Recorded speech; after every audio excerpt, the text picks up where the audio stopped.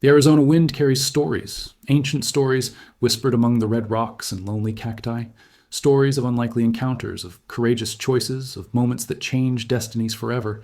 This is one of those stories. The year was 1871. The land was wild, immense, and full of possibilities. And in the middle of it all, in a valley surrounded by mountains that seemed to touch the sky, lived a man named George Whitmore. George was 52 years old, with hands calloused from work and a heart that, despite everything life had thrown at him, still believed in the goodness of people. He had built his farm from scratch, brick by brick, fence by fence, dream by dream. It wasn't a big farm, just enough for him, his horses, and his dog, a stray named Rufus, who had shown up one day and simply decided to stay. George didn't care about greatness. He cared about peace. And peace was what he had found in that valley forgotten by the world. His wife, Helena, had been gone 8 years ago, not to another place, to the other side. An illness that no doctor could explain, that took her in just a few weeks, leaving George alone with his memories and his land. He never remarried. I never wanted to. Helena had been the love of his life, and he preferred solitude to a company that couldn't compare to her. So he lived alone. He worked alone. And most nights, he ate dinner alone, talking to Rufus, as if the dog could talk back. Sometimes, George thought Rufus really understood. That October morning, the sky was such an intense blue that it almost hurt to look. George had woken up early, as always, and was checking the fences in the north pasture when Rufus started barking. It wasn't the normal barking you would hear when you saw a rabbit or a bird. It was a different bark, urgent, worried. George followed the dog to a group of large rocks that marked the boundary of his property, and he found a man. He was lying among the rocks, his body bent at an awkward angle. His skin was tanned by the sun, his long black hair was scattered across the floor. He wore leather clothes, decorated with beads and patterns that George recognized immediately. Apache. George's heart quickened. He knew the stories. I knew about the conflicts. He knew most men in his position would turn around and pretend they hadn't seen anything. But George was not most men. He slowly approached and crouched down next to the Apache. The man was unconscious, his breathing ragged and weak. There were no visible injuries, but his skin was too hot. Fever. And from his chapped lips and dry skin, it was clear he hadn't drunk water in days. George didn't hesitate. He lifted the man into his arms. He was heavier than he looked and walked back to the farm. Rufus followed alongside, still restless but not barking. Inside the house, George placed the Apache on his own bed. The only bed he had. He fetched fresh water and began to drip it onto the man's lips, drop by drop, as he had done with newborn calves that were too weak to suckle. Apache didn't wake up, but he drank. Instinctively, his body accepted the water it so desperately needed. George spent the next few hours looking after him. He changed the damp cloths on his forehead to reduce the fever. He continued to offer water in small quantities. He lit the stove and prepared a light broth for when the man woke up, and waited. Night fell before the Apache opened its eyes. George was sitting in a chair next to the bed, dozing lightly when a movement woke him. The man was awake, and it was looking right at him. His eyes were as black as the night outside, deep, intense, full of a keen intelligence that evaluated everything in fractions of a second. George slowly raised his hands, showing that they were empty. Calm, he said, voice soft. You are safe. I found you in the rocks. I brought you here. Apache did not respond. Maybe he didn't understand English. Perhaps he was too weak to speak. His eyes remained fixed on George, searching for something. Threat? Deception? Trap? Found nothing. Water? George asked, making a drinking gesture. Apache hesitated. Then he nodded, almost imperceptibly. George picked up the glass he had left on the bedside table and offered it. The man drank slowly, his eyes never leaving George's face. When he finished, his voice was hoarse but firm. Why? A single word. In English, loaded with all the distrust that centuries of conflict had created. George considered the question. Because you needed help, he replied simply. The Apache studied him for a long moment. Then he closed his eyes and slept again. The following days established a strange routine. The Apache, which George still didn't know the name of, slept most of the time. His body was recovering from profound exhaustion, the kind that comes not only from a lack of water and food, but from days of constant escape, from restless nights, from stress that goes beyond the physical. When he was awake, he watched. All. The way George moved around the house, the objects on the shelves, the door, the windows, the possible exits. He was always alert, even lying down, even weak. George wasn't offended. He understood. If the positions were reversed, I would probably do the same. By the third day, the Apache was strong enough to sit down, in the room, to walk a few steps. In the fifth, he spoke more than a word for the first time. My name is Goyakla, he said, his voice still hoarse but stronger. It means the one who yawns. George smiled. George Whitmore. It doesn't mean anything special. Just George. Goyakla almost smiled. Almost. George, he repeated, testing the name. Do you live alone? Just me and Rufus. George pointed to the dog who was lying by the fireplace. He showed up one day and never left. Goyakla looked at the dog. Rufus raised his head and wagged his tail. Good dog, Goyakla said. He likes you, George observed. Normally he barks at strangers. Animals know, Goyakla said. They know who is a friend. George considered that. And you? You know? Goyakla looked at him with those piercing black eyes. I know you saved me. You could have left me. I could have turned myself in. You did neither. Why would I do that? Because I'm Apache. For your people, this is enough. I am not my people, George replied. It's just me. Something changed in Goyakla's expression. The distrust didn't disappear completely. Perhaps it never would, but something else rose alongside it. Curiosity, perhaps, or the beginning of respect. It was at that moment that they heard the horses. Lots of horses, coming from the south, fast. George went to the window and looked. A cloud of dust rose on the road, and soon he could see the blue uniforms shining in the sun. Soldiers, he said. Goyakla stood up, his body tensed like a bow ready to fire. They come for me. George turned around.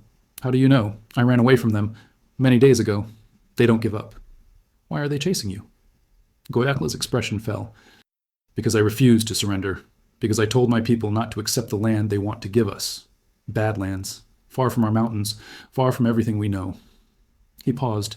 To them, that makes me dangerous. George looked at the approaching cloud of dust. Then he looked at Goyakla. Come with me. He took the Apache to the basement. It was a small, dark space full of preserves and old tools, but in the background, behind a large bookcase, there was a hidden space. George had built it years ago, when bandits were a common problem in the area. Enter here, he said. Don't make noise. Goyakla hesitated. If they find out, they won't find out. But if they find out, you will be punished for hiding a fugitive. George looked into the Apache's eyes. I know what I'm doing. For a moment, the two men stared at each other. Two different worlds, two different stories, but in that moment, united by something bigger than both. Goyakla nodded and entered the hideout. George put the bookcase back in place and went upstairs. The soldiers arrived a few minutes later. George was sitting on the porch, Rufus at his feet, when the group stopped in front of the house. There were 15 men, led by an officer with a hard expression and suspicious eyes. Good afternoon, the officer said, dismounting. I'm Lieutenant Crawford. We're looking for a fugitive. George nodded calmly. What kind of fugitive? An Apache, the officer responded. Dangerous. He escaped from an escort 10 days ago. We have tracks leading to this region. George feigned surprise. An Apache? This way? I didn't see anyone. The lieutenant studied George's face. Do you live alone? Just me and my dog? And you didn't notice anything strange? Movement in the hills? Traces? George shook his head. It's quiet as always, but feel free to check it out if you want. The lieutenant gestured and the soldiers spread out across the property. They checked the barn, the chicken coop, the surroundings of the house. George remained on the porch, his heart pounding, but his face perfectly calm. Rufus, at his side, didn't bark once. Good dog, George thought. Very good dog. The soldiers entered the house. George followed them, watching as they opened cupboards and checked corners. They went down to the basement. George felt sweat running down his back. The minutes dragged by. He could hear the heavy footsteps below, the noise of things being moved. Finally, the soldier who had come down came back. Nothing, Lieutenant, just preserves and tools. Lieutenant Crawford frowned. It was clearly not what I expected. He walked up to George and stopped very close. If I find out that he's hiding something... George held her gaze without blinking. Sir, I'm just an old farmer trying to live in peace. I'm not interested in problems. The lieutenant studied him for a moment longer. Then he retreated. Stay tuned. This Apache is cunning. If he shows up here, don't try to deal with him alone. Send a messenger to Fort Apache. Understood. The soldiers mounted and left. George waited until they completely disappeared over the horizon. Only then did he go down to the basement and move the bookshelf. Goyakla sat in hiding, motionless, his eyes shining in the darkness. They were, George said. Goyakla left slowly. He looked at George with an expression that was difficult to decipher. You lied for me. I told the truth. They asked if I had seen anyone. I didn't see you coming. You were already unconscious when I found you. Goyakla almost laughed. Almost. You are an interesting man, George Whitmore. The following days were different. Goyakla was no longer just a patient George was taking care of. He was a guest, a companion, someone George talked to over meals, shared farm work with, sat on the porch at dusk, watching the sun disappear behind the mountains.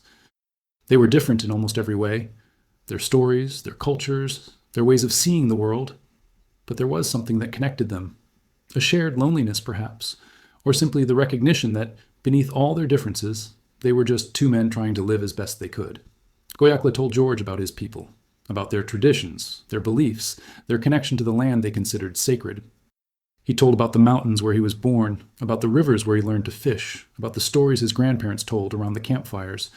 And George listened, really listened, not with the curiosity of someone who wants entertainment, but with the respect of someone who recognizes that they are learning something valuable. In return, George told about his own life, about Helena, the love she had lost, about the farm he had built from nothing, about the dreams I still had, even after everything.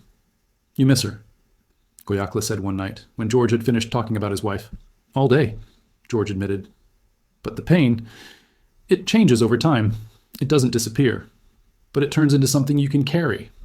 Goyakla nodded. I also lost people, he said. My first wife, my little children, many years ago. His voice was calm, but George could feel the depth of pain behind the words. I am really sorry. Goyakla looked up at the stars. Pain teaches us. It shows us what is important, what is worth protecting. He paused. My people are what I have left. It is for them that I fight. It is for them that I refuse to surrender. George understood. They weren't just words. It was a statement of purpose, a reason to continue, even when everything seemed lost. On the seventh day, everything changed. George woke up to Rufus barking frantically. Not the warning bark he had made when he found Goyakla. This one was different, more intense, more urgent. He got up and went to the window, and his heart stopped. The sun was rising, painting the world gold and red, and in that light, scattered all over the hills around the farm, were horsemen. George tried to count. Lost in 100. There were at least 200, maybe more. Apache warriors, standing in absolute silence, observing. Goyakla. George called, his voice controlled. You need to see this. Goyakla appeared at his side. When he saw the knights, his expression changed. Not for fear, for something more complex, surprise, relief, and something that felt like hope. My people, he said. They found me. George looked at the 200 warriors surrounding his farm. Is this good? Goyakla turned to him. It's up to you. What do you mean? They came to get me, but they also came to find out who the man was who hid me. If you are a threat, they will act like it. If you are a friend... Goyakla left the sentence hanging in the air. George swallowed. What should I do? Come with me. Show them who you are. The two men went out into the yard. Rufus followed them, but didn't bark. He sat down next to George and watched, his head tilted as if he too was waiting to see what would happen. A rider broke away from the group on the main hill and began to descend. His horse was magnificent, painted with symbols George didn't recognize. The man riding him was older than Goyakla, with graying hair and a face that carried the authority of decades of leadership. Goyakla walked forward, and George followed. The knight stopped a few meters away and dismounted. He and Goyakla looked at each other for a moment. Then they hugged. It was a strong hug, filled with relief and joy. Apache words were exchanged, quickly gone and excited. George waited, not knowing what to do. Finally, Goyakla pulled away and turned to him. George, this is Mangas. He is like a father to me, leader of our people. The man called Mangas looked at George. His eyes were piercing, appraising, but not hostile. He said something in Apache. Goyakla translated. He wants to know if you are the man who hid me. Yes, George replied. It is me. Mangas spoke again. He asks why. Why did you risk everything for a stranger? By an Apache. George thought about the question. It was the same one Goyakla had made on the first day. And the answer was still the same, because he needed help. And I could help, Goyakla translated. Mangas listened, his face impassive. Then he said something longer. His voice was deep, loaded with weight. Goyakla translated slowly. He says our people have suffered a lot. Many see us as enemies. They fear us. They hate us. Few see us as human. He paused. He says you saw us as humans. You saw Goyakla not as an Apache, but as a man who needed help. And you helped, without asking for anything. Without expecting a reward, just because it was right. George didn't know what to say. Mongus continued talking. Goyakla continued translating. He says this is rare, rarer than gold, more valuable than anything the earth offers, and he wants to honor that. Mongus made a gesture, and several warriors approached, carrying gifts, blankets woven in intricate patterns, soft, well-crafted skins, quality tools, provisions that would last months. George shook his head. I don't need gifts. I didn't do it for reward. Goyakla smiled. I told him the same thing. He replied that this is exactly why you deserve to receive it. Mongus walked over and placed his hand on George's shoulder. He spoke directly, looking the farmer in the eyes. Goyakla translated. He says, you are a friend of our people now. Your lands are sacred to us. No one will disturb you. Nobody will threaten you. Wherever you are, you will have our protection. George felt something tighten in his chest. They weren't just words. It was a promise. A pact. Thanks, he said, and his voice was huskier than he expected. It's an honor. Mongus nodded as if he understood, even without translation. Then he turned around and called something out loud. The warriors on the hills began to move, not in attack, in celebration. They descended into the valley, forming a large circle around the farm. George looked around in a daze. What is happening? Goyakla smiled. You gave us back someone important. Now we celebrate. And you are the guest of honor. The party lasted all day and went into the night. There was food, more food than George had seen in years. There was music, songs in Apache that told stories of heroes and legends. There were dances that seemed as old as the surrounding mountains. And there were conversations.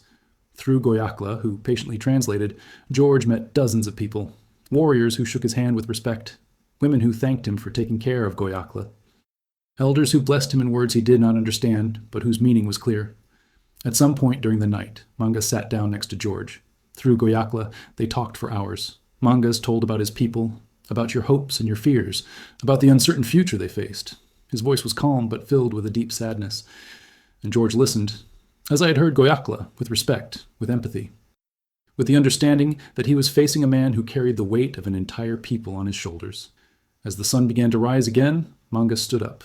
He spoke one last time, and Goyakla translated. He says, you are a rare man, George Whitmore. He says the world needs more men like you. And he says that as long as he lives, you will be remembered among our people as a true friend. George stood up and held out his hand. Mongus squeezed her. And in that handshake, two cultures met. Two worlds touched.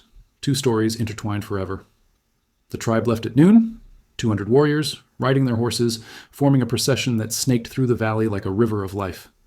Goyakla was the last to leave. He was standing before George, dressed again in his Apache clothes, strong and healthy, completely different from the man George had found unconscious on the rocks a week before. Thanks, Goyakla said, for everything. George smiled. Take care. And come back to visit when you can. Goyakla nodded. I go. He mounted his horse, a magnificent animal that someone had brought for him, and looked at George one last time. You asked me once why I fight. Why do I refuse to surrender? George nodded. That's why. Goyakla pointed to the tribe waiting for him. They are my family. My reason. My purpose? He paused. But now I know we are not alone. That there are men like you who see beyond differences, who choose to help even when it's difficult. He smiled, a real, unreserved smile. This gives me hope. George felt his eyes burn. Go in peace, my friend. Goyakla turned his horse and rode away. George stood in the yard for a long time, watching the tribe disappear into the hills. Rufus sat down next to him, his tail wagging slowly. When the last rider was out of sight, George took a deep breath. The farm was silent again. Gifts were piled on the porch. The valley was empty. But George didn't feel alone. For the first time in years, he felt part of something bigger. The following years were good for George Whitmore. The farm prospered. The horses multiplied. The land produced more than ever. And George was no longer alone. Word spread throughout the region that he was a friend of the Apaches. Some looked at him suspiciously, others with curiosity, but no one bothered him. Bandits avoided his property as if it were cursed. Soldiers passed by without asking questions. Even the tax collectors were strangely polite, and sometimes, when he least expected it, George would receive visitors. Goyakla has returned several times over the years, sometimes alone, sometimes with others. They sat on the porch, drank coffee, talked about everything and nothing, as old friends do. George learned more about Apache culture than he ever imagined, and he taught Goyakla things about his own culture that the warrior found fascinating. Two different cultures, two different worlds, but a true friendship. Mongus also visited a few times. He and George developed a mutual respect that transcended words. Sometimes they sat in silence, just enjoying each other's company, watching the sunset behind the mountains. George Whitmore lived to be 78. He left one spring night sleeping in his own bed, Rufus, old too, lying at his feet. They say that on the day of the burial, horsemen appeared on the hills. Nobody counted them. No one came over to check. But the few neighbors who came to pay their respects swore they saw at least 200 silhouettes silhouetted against the sky. And when the sun set that day, they say a single horseman came down the hill and left something on George's grave. An eagle feather, symbol of honor among the Apache, a last gift from a friend. This is the story of George Whitmore, an ordinary farmer who made an unusual choice. He found a man who needed help and chose to help. Not because it was safe, not because it was easy, not because I expected something in return, simply because it was right. And that choice changed everything. It changed the life of Goyakla, who found hope in a time of despair. It changed the lives of an entire tribe, who discovered that there were still trustworthy white men. And it changed George's life as he found purpose, friendship, and family in the most unlikely of places. Because that's how kindness works. She doesn't ask permission, does not calculate risks, don't expect a reward. She simply acts. And when you act, you transform the world, one person at a time, one choice at a time, one encounter at a time, until suddenly 200 warriors arrive, not as a threat, but as family, and you realize you were never alone. May kindness always find its way back, that what we give to the world is exactly what we receive from it, and that, at the end of the day, what defines us is not where we come from or what we look like. It's what we choose to do when we see someone who needs help. George Whitmore chose to help, and this choice echoed for generations, as all right choices do.